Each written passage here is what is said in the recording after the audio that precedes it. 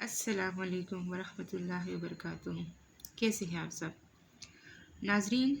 آج میں آپ کے لیے انتہائی طاقتور اور مختصر روحانی عمل لے کر آئی ہوں، اور وہ روحانی عمل ہے کسی بھی مصیبت، خوف، یا اگر آپ کو محسوس ہو رہا ہو کہ آپ پر جادو کے اثرات ہیں، یا کسی کی حسد بری نگاہ سے آپ کی زندگی تکلیف میں ہے، یا بھی کسی بھی طرح کا خوف آپ کے دل میں بیٹھ گیا ہے، اس کو دور کرنے کے لیے ایک انتہائی طاقتور آیت ہے قرآن مجید کی۔ آپ یہ دیکھیں، سورہ یوسف آیت نمبر 64۔ آیت کچھ یوں ہے: فَاللَّهُ خَيْرٌ حَافِظًا وَهُوَ أَرْحَمُ الرَّاحِمِينَ۔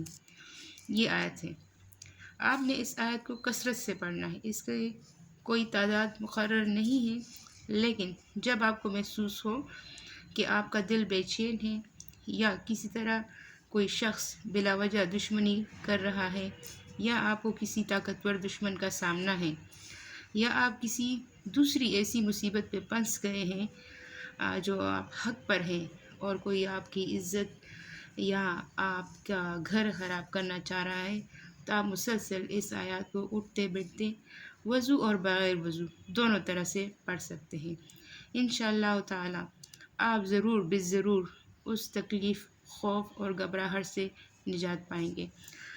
ناظرین، یاد رکھیں، خوف صرف اسی دل میں آتا ہے جو اپنے رب پر بھروسہ کم کر دیتا ہے۔